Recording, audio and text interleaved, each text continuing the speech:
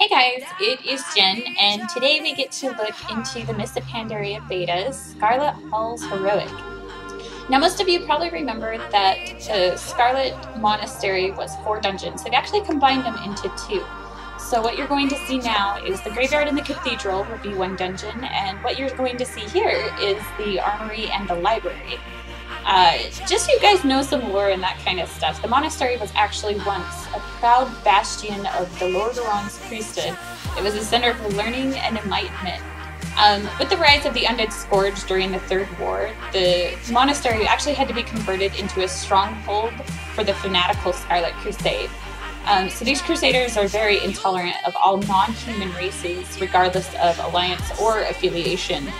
They also believe that any or all outsiders are actually potential carriers of the undead plague, and they have to be destroyed. So this is why, like, when you are playing Alliance and you're in here, you're like, why aren't we buddies? It's basically this reason. The dungeons have been completely redesigned, as you guys can tell. The Armory version here is, I mean, since when were you able to pick up targets? This is freaking awesome. The other cool thing is, if you guys want to like get into the challenge modes, our hunter here picked up a bucket. If you throw it at the ads with the dogs, like, the dogs will turn on the dude and they'll eat them, and then they fall asleep. Well, our tank just went ahead and was tanking them because, like, she was a freaking beast. However, if you guys are looking at doing those dungeon challenge modes and trying to get the fastest time, I think you have to have like a 15-minute run to receive a gold. We were able to do this in 25 minutes, so if it was a guild run, we would have done this and had a silver already. Just watch for that. Alright, so the first boss we have here is Houndmaster Braun. He used to actually be Houndmaster Luxie, if you guys remember back in the old Scarlet Monastery. A little history on this guy. He is, of course, like, keeper of the hounds. He was really interested in detecting the undead by the scent of their rot they carry, and what better way to track them than a hound?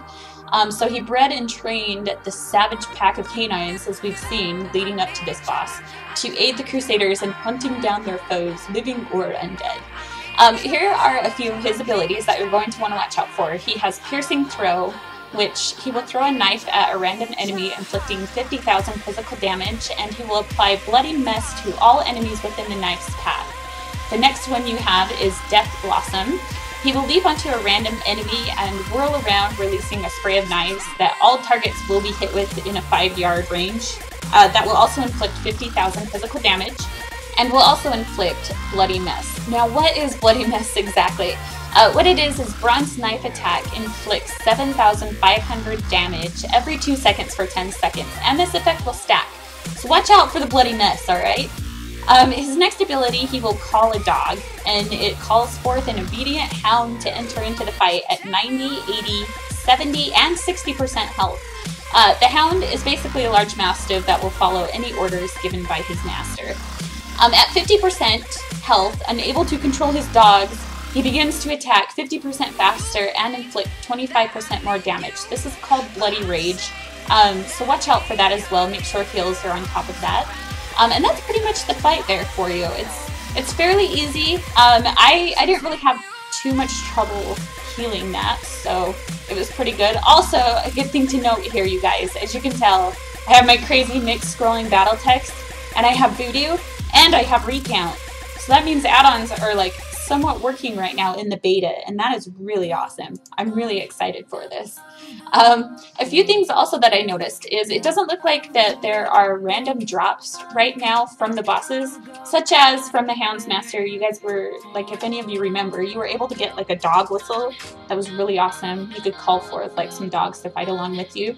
I haven't seen that drop, and I haven't heard anything about that dropping. As well as the Tabard of the Scarlet Crusade. If you guys want, I would recommend going back and getting it right now, because I haven't heard anything about it being in the Mists of Pandaria with these new changes and stuff and the redesign with the Scarlet Monastery. I don't know if you'll be able to get that Tabard, so any of you little collectors there, if you put that off, you need to go back and do it right now, because that is going to be a thing to have, I swear. I have it on my Paladin. I need to go back and get it on a few other characters, I think. Alright, you guys, coming up here we have Arms Master Harlan, which most of you probably know as Herod. This guy is the hardest boss in the entire dungeon, I swear to you. Like, you guys, he's seriously so hard. Let's chat about this guy though. So, Arms Master Harlan had dedicated his life to the art of wielding many weapons, being blades, hammers, arrows, and shields. Anything effective against the undead. So he always jumps at that chance to show the Crusaders' blasphemous enemies a demonstration of his skills. You guys, you need to really watch out for a couple of these abilities because they will kill you. Like as you will see, my DPS dies. The first one he does is called Heroic Leap. He will leap into the center of the chamber, inflicting 100% weapon damage as physical damage to all enemies within 8 yards of the impact point. He will immediately start to cast Blades of Light after using this ability, and this is the one you want to watch out for. As you can see, I'm spinning around here. Blades of Light. So Harlan begins to spin rapidly with his axe. While spinning, he will inflict 50% weapon damage as physical damage to all targets within 6 yards. He also carries away targets damaged in this way as he continues to spin around the room. This is deadly. Like, it ticks so fast, and there's just, as you can tell, like, I don't even know how I saved that boomkin, honestly. Like, it was ridiculous. The next one you have is called Dragon's Reach, and Harlan will inflict 80% of his normal melee damage to all targets in front of him. So the tank will just want to kind of, you know, I guess face him away as much as they can. He also does an ability called Call for Help, and he will periodically call 2 Scarlet Defenders to come to his aid through the encounter. These defenders feature heavy armor that will protect them from all damage. What you need to do with this heavy armor is, while the defender is wearing this, he will take 40% less damage until their armor breaks from 60,000 damage. They also will take 90% less AoE damage, so you're going to have to kind of single target them down, and the tank is really going to want to pick them up quick because they love healers. As you can tell, they've just been going for me. When they become unarmored though, they will take 150% additional damage, so it's pretty epic. You see a bunch of naked guys running around. It's really awesome, I swear. For us, it got bugged. It looks like one of the ads didn't die, and I don't know what exactly happened, so we couldn't res our hunter here, so it took a moment for us. We kind of had to figure out stuff to do to be able to get out of combat, thanks to this guy like stuck in the stairs or something. The neat thing though, you guys, about these dungeons is, especially with like the Scarlet Halls and the Scarlet Monastery, as well as like Skullomance and that kind of stuff, is we have a deep undertone of the Forsaken. I'm like, you know, a Horde fan and that kind of stuff, so of course having anything undead, I'm like, hey, this is really awesome. As you guys know though as well, if you have done some of these dungeons, and I will be showing you guys here when we do Skullomance and the Scarlet Monastery, we have the return of a really cool NPC. She's probably like my favorite NPC. It's Lillian Boss, and she'll be in those, and I'll go into more detail about her. She has a lot of relations with like the Scarlet Monastery and that kind of stuff, and the Scarlet Crusade. So you guys will hear more about that as well, and it will just be awesome. Alright, so as you guys can tell, we're starting to get into the library now, and the way that they've kind of designed the maps is they kind of phase out. So after you go into the armory, you receive a whole new map for the library section. I didn't ever have to pull up my map, honestly, because it's so straightforward where you guys are going. But any of you guys who are interested, I mean, that's that for you.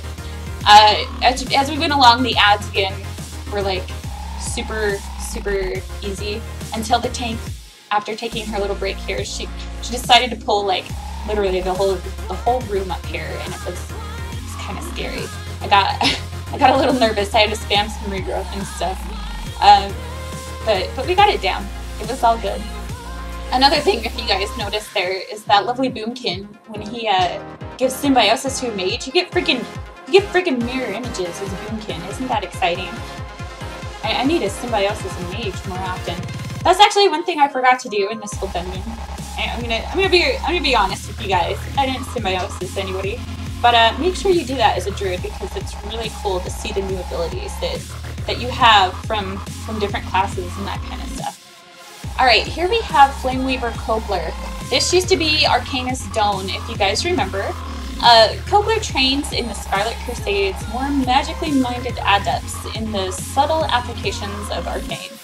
Fire is his specialty, and he has used his skills to burn the Order's historical tomes, erasing the Crusade's past failures. He's a book burner, man. He needs to pay for his mistakes.